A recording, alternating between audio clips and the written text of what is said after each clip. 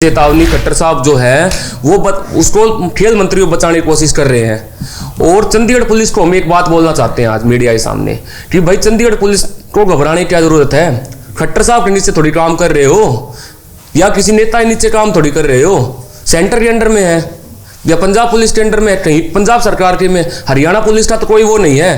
तो चंडीगढ़ पुलिस को घबराने की जरूरत नहीं है। घबराने की जरूरत है तो खेल मंत्री को है और खट्टर साहब को और अनिल विज को सीधी चेतावनी है कि भाई हरियाणा के खेल मंत्री को बचाने की कोशिश न करें।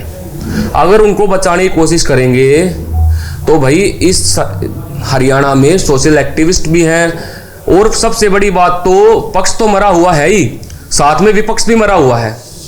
क्योंकि आवाज है वो जिंदा लोग उठाते हैं, मुर्दा कभी आवाज नहीं उठा सकता। भाई पक्ष तो चलो उनका मंत्री है, लेकिन विपक्ष वाले कहां चले गए।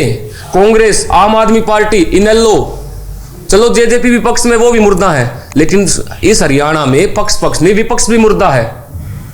लेकिन हमारी चेतावनी ये है सीधे रूप से खट्टर साहब को कि भाई या तो उस मंत्री को तुरंत बर्खास्त करो, उसको जेल में डालो, नहीं तो फिर हम पूरे हरियाणा में बीजेपी सरकार का विरोध करेंगे। और चंडीगढ़ पुलिस को घबराने की जरूरत नहीं है। हाँ, पंचायतें भी लगातार लड़की के जो है पक्ष में आ रही है। हाँ, तो भीम आर्मी का क्या आगामी जो रणनीति होगी? देखो भाई भीम आर्मी से अपना कोई वो नहीं, अपना संगठन है यूथ आर्मी और अपनी लगभग 18 से 19 जिलों में टीम है जी।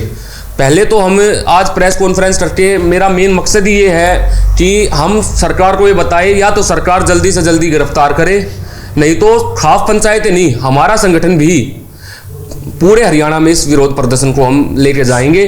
और अगर हमें पूरा हरियाणा बंद भी करना पड़ा ना, देखो अकेला कोई बंदा कुछ नहीं कर सकता, खास पंचायतों से बात करके भी अपना हमारा संगठन भी हम पूरे हरियाणा को बंद करने की रणनीति तैयार करेंगे।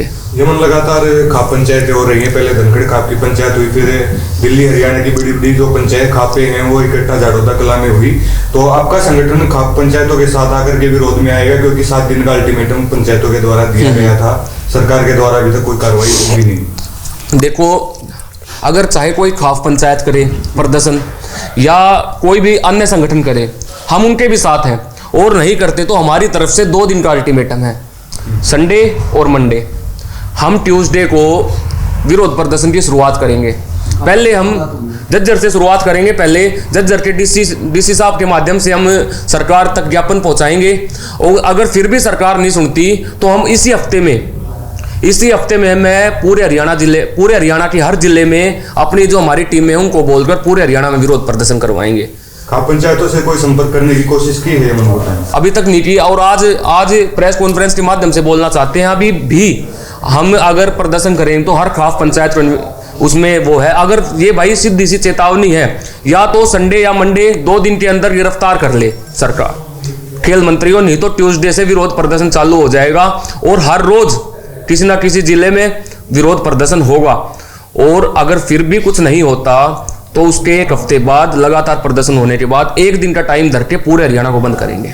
सीएम का कहना है कि अभी तो आरोप लगे हैं, सिद्ध होना आरोप लगने में जमीन आसमान का अंतर है। चलो आप लोग मुझे ये बताए, अगर ये आरोप मेरे ऊपर होता तो अभी तक मैं यहाँ बैठा होता?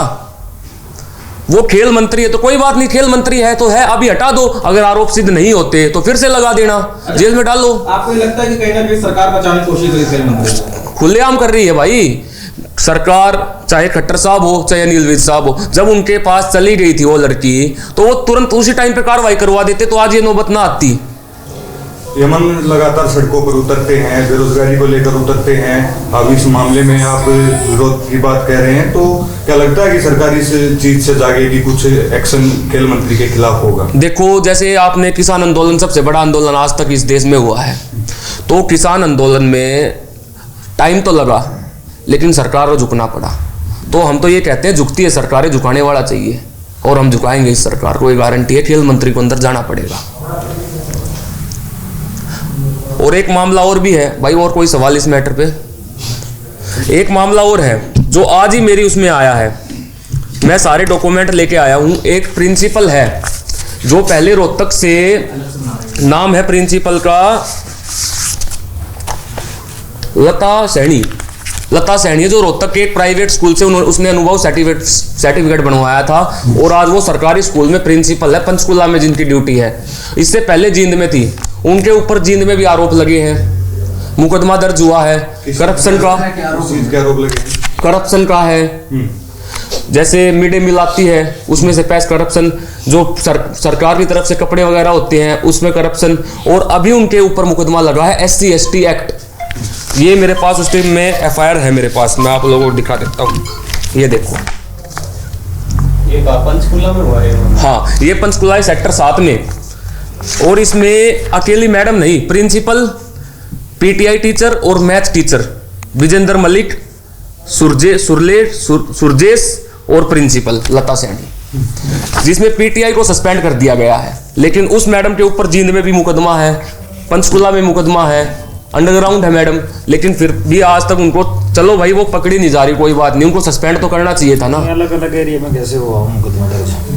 पहले उनकी ड्यूटी जींद में थी, जब वहां पर देखो मैं जींद का आपको दिखाता हूँ अभी, ये जींद का है जो वहां के टीचरों ने भी लिख के दे रखा है कि मैं तो एक लाइन आपको पढ़ के बताता हूँ। निवेदन है प्राचार्य लता सैनी के इटल कला स्कूल जींद में आने से पहले स्कूल सुचारू रूप से चल रहा था और पढ़ाई भी बहुत अच्छे तरीके से हो रही थी और स्कूल का माहौल भी सही था, जिसे हरियाणा सरकार द्वारा सम्मानित भी किया गया था। लेकिन जब से प्राचार्य लता सैनी यहाँ पर आई हैं, तब से स्कूल में ना ठीक तरीके से पढ़ाई हो रही है और गांव में भी आपसी विवाद लता सैनी ने जातिवाद के नाम पर बढ़ाया है, जिससे गांव में कोई भी बड़ा विवाद हो सकता है।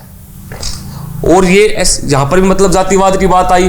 और अब पंचकुला में एक लड़की ने, जिसकी 2004 डेट ऑफ बर्थ है, ये जो मैंने FIR दिखाई थी, ये एक लड़की ने FIR दर्ज करवा रखी है। ये लड़की का नाम है प्राची, फादर का नाम है राजकुमार, डेट ऑफ बर्थ है 2004। उसने ये FIR दर्ज करवा रखी है कि उसके साथ एक तो शारीरिक उसको वो किया गया और साथ में प्रिंसिपल ने उसके साथ जातिवाद किया। PTI टीचर तो इसमें सस्पेंड हो गया, लेकिन अब तक प्रिंसिपल के ऊपर कोई कार्रवाई नहीं हुई। यमनगुड्डा गांव में भी एक मामला ऐसा इस तरह का है। हाँ जी, हाँ जी। तो इन लोगों की मानसिकता को किस प्रकार से? देखो, गुड्डा गांव की बताता हूँ। गुड्डा गांव तो मेरा खुद का है। मैंने देखा था कि गांव में जो जातिवाद था वो बहुत ज्यादा हद तक फैल चुका था। गांव की पंचायतें हो रही थी, गांव में आपसी विवाद हो गए थे। वो किसकी वजह से? वहां के प्रिंसिपल की वजह से। और एक टीचर था, प्रिंसिपल उसके पीछे लाठी लेके भाग रहा, कुछ वीडियो है, जाति सूचक शब्द बोल रहा है। अब उनका फैसला हो गया है, प्रिंसिपल ने सबके सामने गलती मानी। आज स्कूल बहुत अच्छे तरीके से चल रहा है। इसको लेकर आप क्या कहना चाहिए? इसको लेके हमारी तरफ से 1 हफ्ते का अल्टीमेटम है, नहीं तो हमने पंचकुला में बात कर लिया, हम पंचकुला में विरोध प्रदर्शन करेंगे। तुरंत मैडम को गिरफ्तार करो और उनको तुरंत सस्पेंड करो, और जो उनकी जितनी भी जो वो है उनको सारी, उसको जो पैसा है या कुछ और भी उनको सुविधाएं मिल रही है वो सारी खत्म कर दो सरकार की। लोगों को कैसे लामबंद यमनगुड्डा इस मामले में करेंगे? क्या कोई अभियान चलाएंगे या फिर? देखो, जैसे अभी ईसा डागर वाला केस चल रहा है, जो मैंने अभी पहले बताया, वो जाट समाज से है, ये SC है। तो हमारा किसी के साथ, जिसके साथ भी गलत होगा, हमारा संगठन और यमनगुड्डा उसके साथ खड़ा है। भाई मैं तो ये कहना चाहता हूँ, यमनगुड्डा नाम है मेरा, कोई दिक्कत नहीं है। हर चीज में, हर जिसके साथ गलत होगा उसके साथ हम हर जगह पे खड़े हैं, चाहे कोई भी हो, किसी भी कास्ट से हो। और रही बात जातिवाद की, तो और कहीं जातिवाद होता, गाँव में होता है और जगह होता है, गलत तो वो भी है, लेकिन स्कूलों में जब ये जातिवाद आ जाएगा तो पूरा फ्यूचर बर्बाद हो जाएगा। और जब अध्यापक जातिवाद करने लग गए, क्योंकि एक टीचर एक ऐसी चीज है जो देश का भविष्य तैयार करते हैं। अगर कोई वकील गलत करेगा तो मान के चलो सिर्फ एक आदमी को नुकसान होना, उसके क्लाइंट को।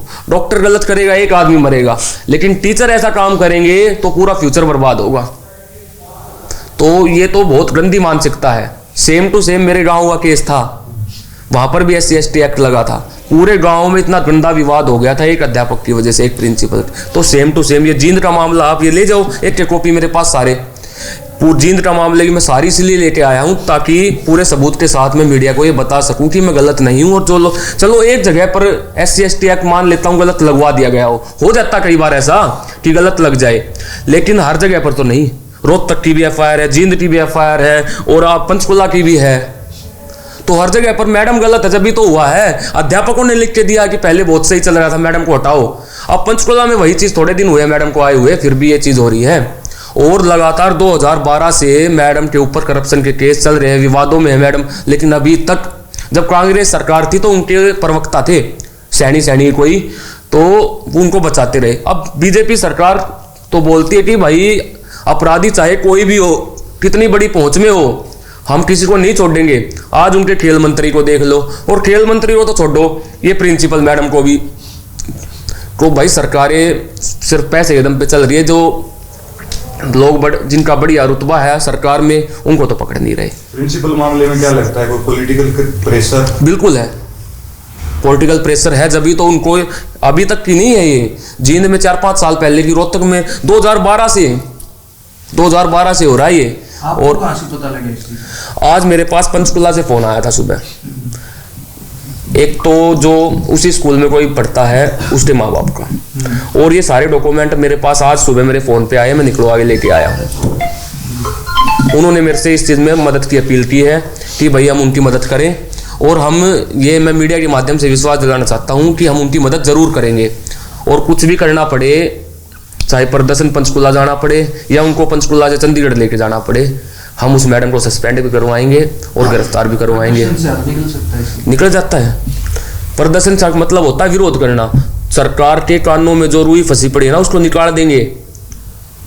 और खट्टर साहब के सामने जब जाएंगे ना, देखो भाई, इतना मेरा मानना है। अभी ये प्रदर्शन ही था, किसान आंदोलन को देख लो, या 2 अप्रैल 2018 को जो SC/ST एक्ट को लेकर प्रदर्शन हुआ था एक दिन में, वो आज दोबारा से लागू करवाया गया था। फिर तो प्रदर्शन से होता है। विरोध करेंगे तो सरकार को सुननी पड़ेगी, नहीं सुनेगी, विरोध करेंगे तो और लोग जागृत होंगे, और बड़े आंदोलन की तैयारी होगी, और बड़े आंदोलन होंगे तो न्याय जरूर मिलेगा। तो प्रदर्शन तो यमन गुड्डा कर देंगे, लेकिन लोगों को कैसे जोड़ेंगे? अगर अकेले यमन गुड्डा प्रदर्शन करते रहेंगे तो सरकार केस लगाकर जेलों में यमन गुड्डा को डाल देगी। देखो, जेल से नहीं डरते, और अकेला प्रदर्शन भी नहीं होता। जो पीड़ित लोग हैं वो भी आएंगे, हमारी टीम भी है वहाँ पर, वो टीम भी हमारी वहाँ आएगी। लेकिन मैं तो ये बोलता हूँ, जेल में जाने की बात आएगी, लाठी खाने की बात आई तो मैं अकेला खाने के लिए तैयार हूँ। जेल में भेजना भेज लो, पहले केस लगे अब और लग लेंगे, कोई दिक्कत नहीं है। आपके साथ और युवाओं का भी तो भविष्य बर्बाद होगा। एक आज तक का रिकॉर्ड है भाई, मेरे को काम करते हुए 5 साल हो गए, हमने किसी के ऊपर केस नहीं लगवाया। इतनी मीडिया बैठी है, कहीं भी अगर एक बंदा आगे बता दे यमन गुड्डा ने मेरे ऊपर केस लगवाया है, या मेरे प्रदर्शन में मेरे अलावा किसी के ऊपर केस लगा है। MDU मामले में अकेले मेरे ऊपर केस लगा था, वहां पर कम से कम भी 1500 से 2000 बच्चे थे। मतलब यमन गुड्डा जिम्मेदारी लेते हैं। हाँ, मैं मीडिया के सामने भी और पुलिस के सामने भी हर अपने प्रदर्शन में जो कुछ गलत होता है उसकी जिम्मेवारी खुद लेता हूँ। तो 2 दिन के बाद बड़ा प्रदर्शन करने की तैयारी में है युद्ध आर्मी? 2 दिन के बाद बड़ा प्रदर्शन की तो बोलता नहीं, लेकिन शुरुआत जरूर करेंगे। 2 दिन के बाद विरोध की शुरुआत जरूर होगी 2 दिन के बाद, और प्रदर्शन रोज धीरे धीरे आंदोलन बढ़ता रहेगा। जज्जर में पूरे हरियाणा में शुरुआत जज्जर से करेंगे।